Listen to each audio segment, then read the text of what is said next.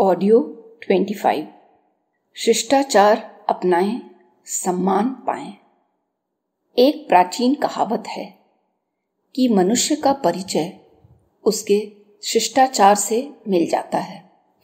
उसका उठना बैठना, चलना फिरना, बातचीत करना, दूसरों के घर जाना, रास्ते में परिचितों से मिलना, ऐसे प्रत्येक कार्य एक अनुभवी को यह बतलाने के लिए पर्याप्त हैं कि वास्तव में व्यक्ति किस हद तक सामाजिक, शिष्ट एवं शालीन है। सभ्यता और शिष्टाचार का पारस्परिक संबंध काफी घनिष्ठ है, इतना कि एक के बिना दूसरे को प्राप्त कर सकने का ख्याल निरर्थक है। जो सभ्य होगा वह अवश्य ही शिष्ट होगा, और जो शिष्टाचार का पालन करता है उसे सब कोई सभ्य बतलाएंगे। ऐसा व्यक्ति सदैव ऐसी बातों से बचकर रहता है जिससे किसी के मन को कष्ट पहुंचे या किसी प्रकार के अपमान का बोध हो। ऐसे व्यक्ति अपने विचारों को नम्रतापूर्वक प्रकट करते हैं और दूसरों के कथन को भी आदर के साथ सुनते हैं। ऐसा व्यक्ति आत्म प्रशंसा के दुर्गुण से दूर रहता है।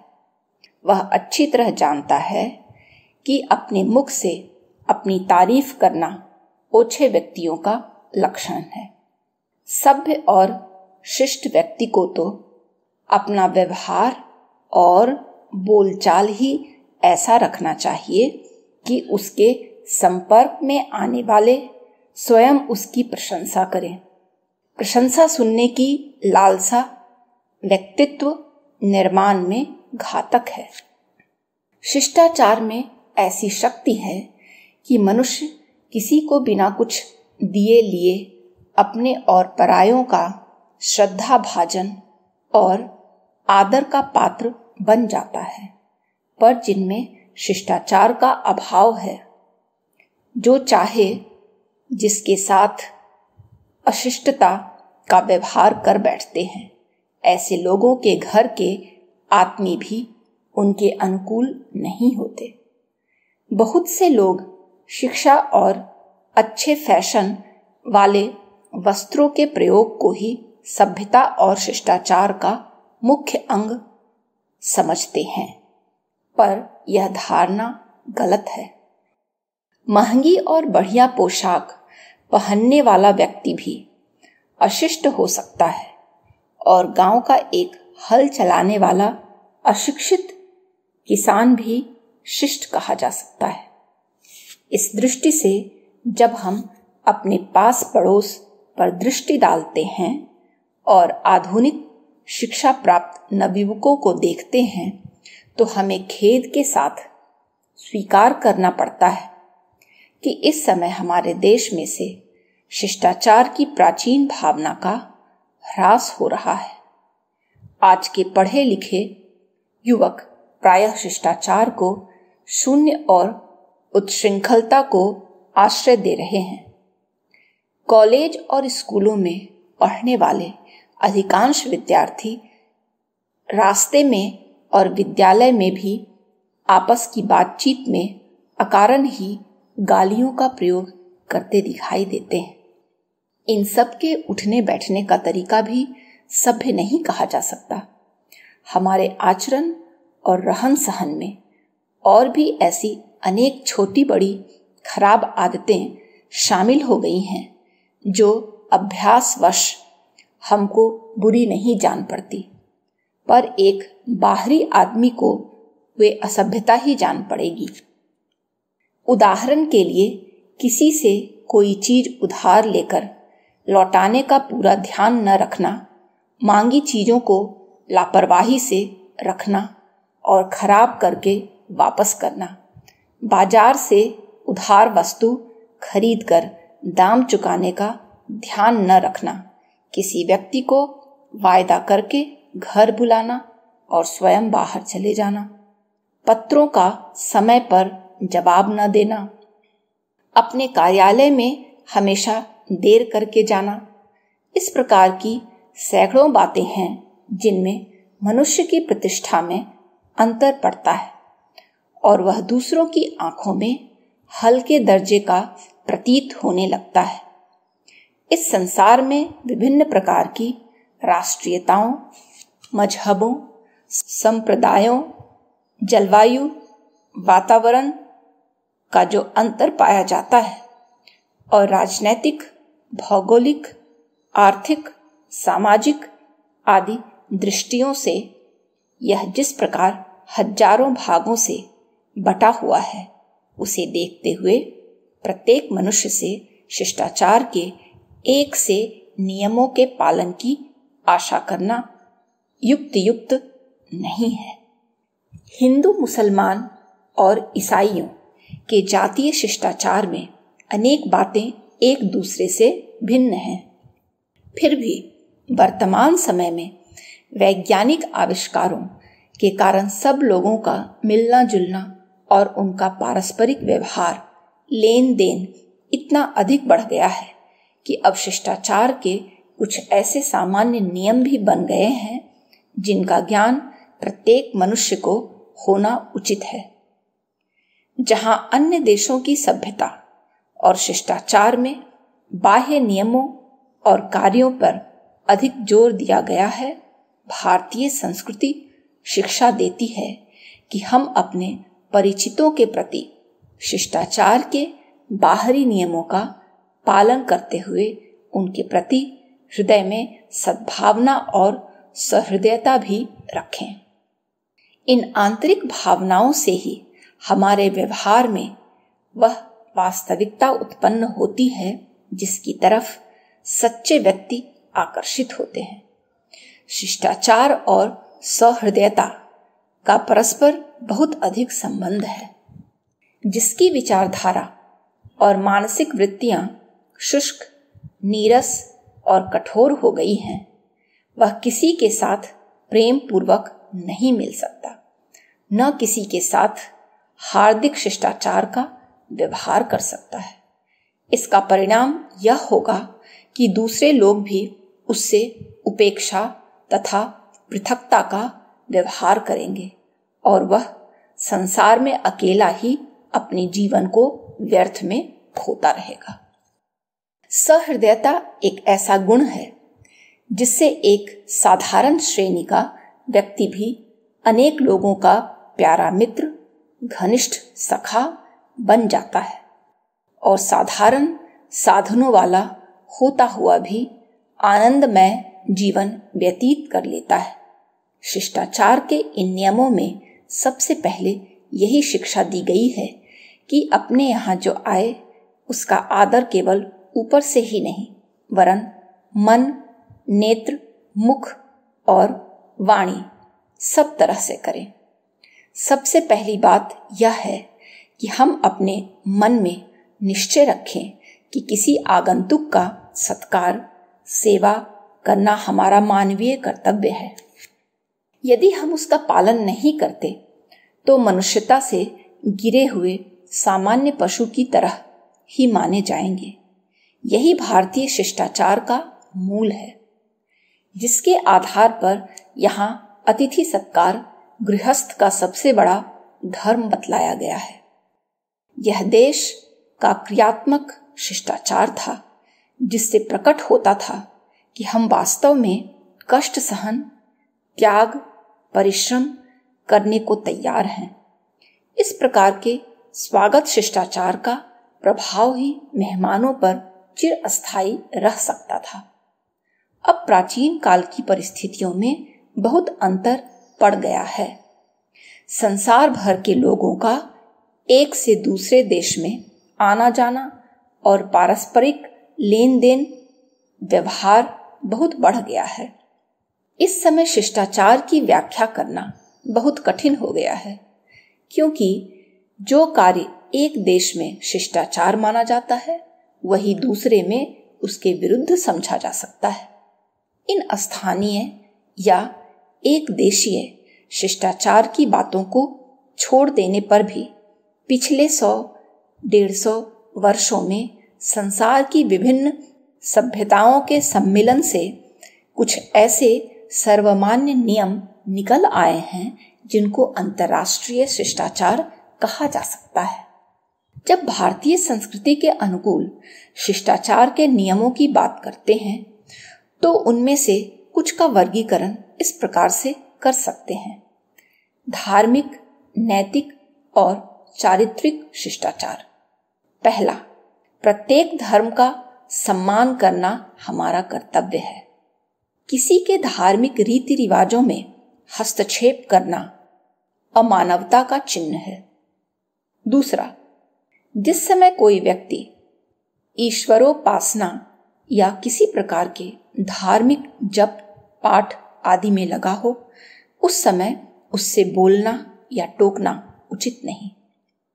तीसरा, कितने ही व्यक्ति सीताराम, राधेश्याम, शिव शिव आदि नामों को बड़े जोर से चिल्लाकर बोल उठते हैं। खासकर घंटा 2 घंटा रात रहते ही जब अधिकांश व्यक्ति सो रहे हों, शोर करना उचित नहीं है। चौथा, शरीर से कार्यक्षम होते हुए बिना परिश्रम के मांग कर खाना बहुत बुरा है। पांचवा, किसी भिखारी को यदि भीख देना उचित न समझें तो उसे सीधी तरह मना कर देना चाहिए। छठा, धार्मिक स्थानों के पास शांति और सदाचार का वातावरण बनाए रखना चाहिए। सातवां, सूर्योदय के पूर्व शैया त्याग करना भारतीय संस्कृति का एक स्वर्णिम नियम है, जिससे स्वास्थ्य के अतिरिक्त मनुष्य की मानसिक और आध्यात्मिक वृत्तियां भी उच्च बनती हैं। आठवां, भारतीय सभ्यता के अनुसार जूते पहनकर किसी धार्मिक पवित्र स्थान पर नहीं जाना चाहिए, चाहे वह किसी भी मजहब या संप्रदाय का क्यों न हो। नौवां, देव स्थानों में प्रवेश करते समय जूता, लाठी, छाता आदि वस्तु बाहर ही रखनी चाहिए। 10वां, ऐसे स्थानों में जिनके चारों ओर दीवार या किसी अन्य प्रकार की अस्थायी या अस्थायी रोक बनाई गई हो, बिना स्वामी या प्रबंधक की आज्ञा प्राप्त किए घुसना अनुचित है। 11वां, स्टेशन, बस स्टॉप, डाकखाना या खेल तमाशों में टिकट बिकने की खिड़कियों पर धक्का मुक्की करना बुरा है। शांतिपूर्वक एक लाइन में खड़े होकर अपने नंबर पर ही पहुंचना चाहिए। 12वां, सार्वजनिक स्थानों और निजी आवास स्थानों में आने जाने के संबंध में जो सूचनाएं लिखी हो, उनका ठीक तरह से पालन करना चाहिए। 13वां, सभा, सार्वजनिक उत्सव, मेले, खेल तमाशे आदि में नियमों को जानबूझकर तोड़ना और उछल कूद मचाना बचकानापन है। 14वां, ऐसे स्थानों या सवारियों में जिनमें टिकट लेकर जाना पड़ता है, बिना टिकट के घूमने की चेष्टा नहीं करनी चाहिए। इसके विपरीत आचरण करना असफलता ही नहीं वरन एक प्रकार की चोरी है। सामाजिक व्यवहार में शिष्टाचार। पहला, नित्य प्रातःकाल उठकर गुरुजनों, माता पिता आदि के चरण स्पर्श करना भारतीय संस्कृति का विशिष्ट नियम है। दूसरा, अपने घर पर किसी व्यक्ति के आने पर उसका प्रेम पूर्वक अभिवादन करना चाहिए और उसके सामने हाथ पैर फैलाकर बेहुदा तरीके से नहीं बैठना चाहिए। तीसरा, आगंतुक सम्माननीय व्यक्तियों के सामने घर के किसी व्यक्ति या नौकर चाकर पर क्रोध प्रकट करना या गालियां बकना अनुचित है। चौथा, अपने से बड़े या सम्माननीय व्यक्तियों के सामने कभी उनसे उच्च आसन पर नहीं बैठना चाहिए। 5वां, जम्हाई, छींक, खांसी आदि के आने पर मुख के सामने रुमाल लगा लेना सभ्यता का चिन्ह है। 6, मार्ग में जाते समय यदि किसी परिचित से भेंट हो जाए, यथासंभव स्वयं अभिवादन करना चाहिए।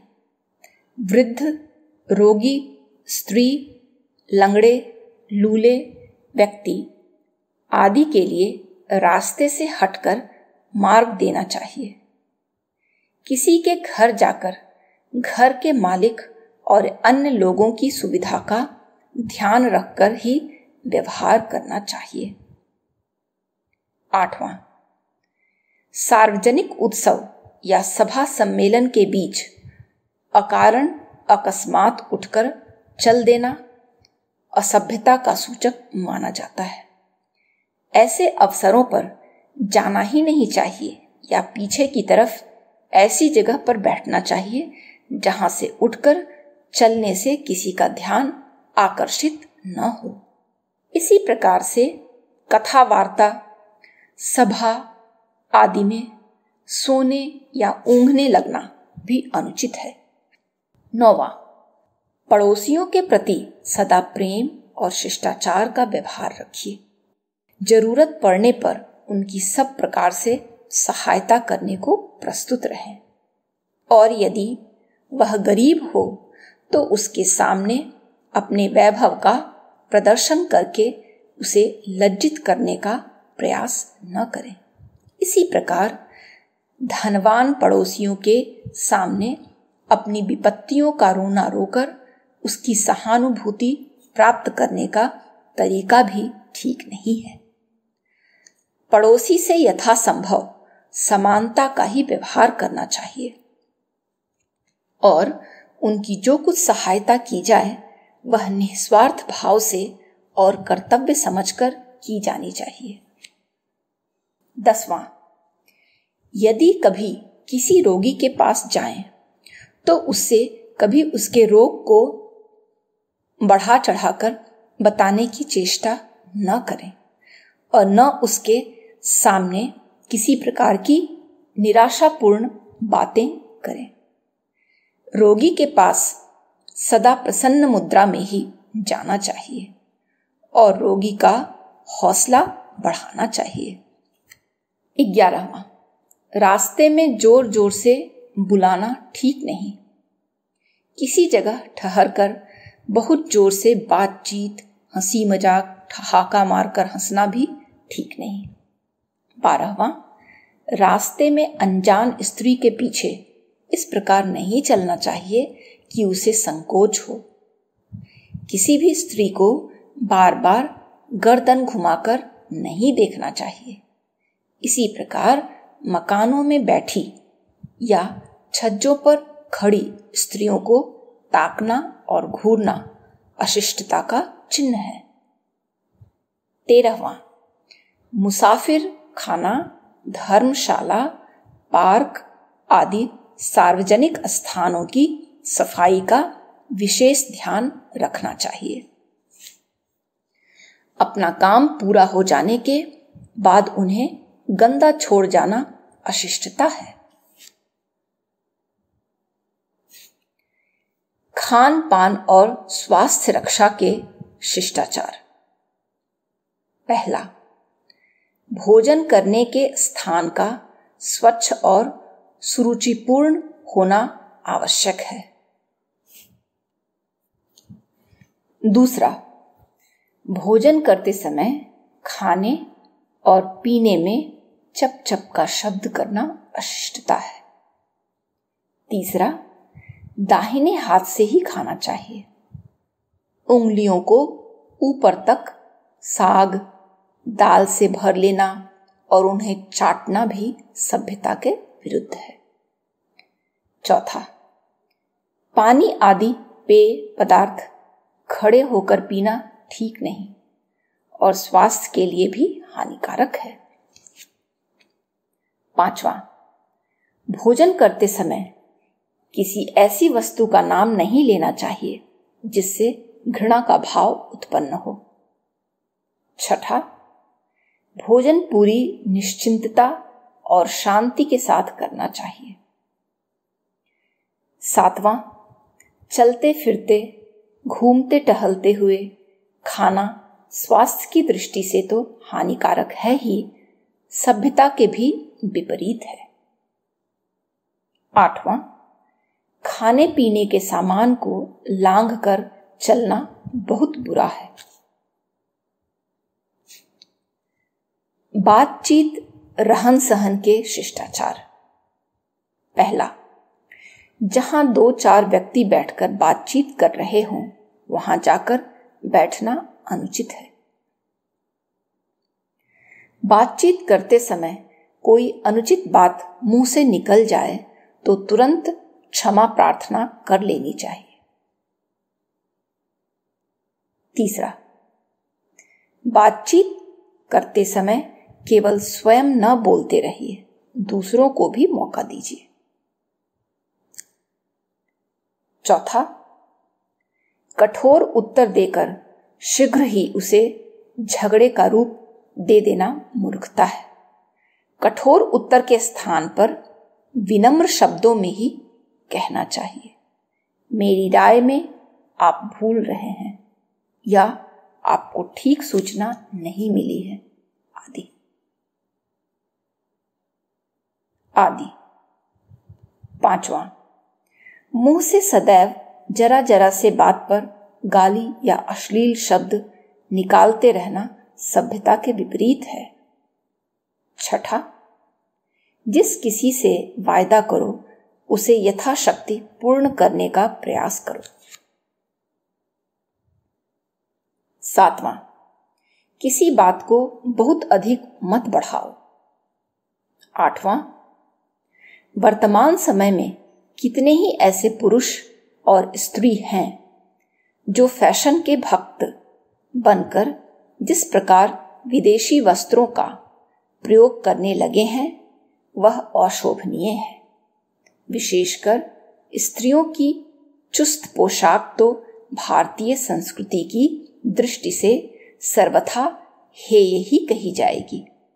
ऐसी स्त्रियां सज्जन पुरुषों के समक्ष अपना सम्मान स्वयं कम करती हैं।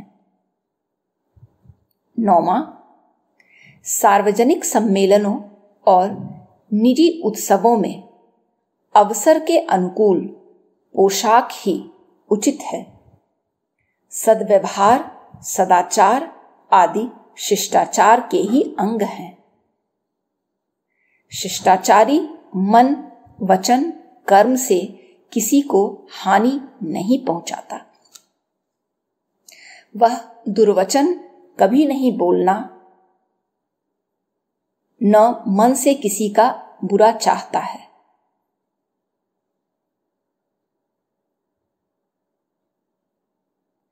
वह दुर्वचन कभी नहीं बोलता, न मन से किसी का बुरा चाहता है। जिससे किसी का दिल दुखे ऐसा कार्य भी नहीं करता। विनय और मधुरता युक्त व्यवहार ही उसके जीवन का अंग होता है। किसी प्रकार के अभिमान की शिष्टाचार में गुंजाइश नहीं रहती। नम्रता, विनयशीलता आदि सद्गुण शिष्टाचार के आधार हैं। इतना ही नहीं, शिष्टाचार की संपदा समृद्धि बढ़ने के साथ ही उसकी निरभिमानता, नम्रता, विनयशीलता भी बढ़ती जाती है। जिस तरह फलों के बोझ से वृक्ष नीचे झुक जाता है, उसी तरह ऐसे व्यक्तियों की लौकिक संपदाएं ऐश्वर्य के बढ़ने पर भी नम्रता, विनयशीलता बढ़ जाती है। शिष्टाचार एक ऐसा सद्गुण है जिसे अभ्यास और आचरण द्वारा प्राप्त किया जा सकता है। इसके लिए किन्हीं विशेष परिस्थितियों या उच्च खानदान की आवश्यकता नहीं।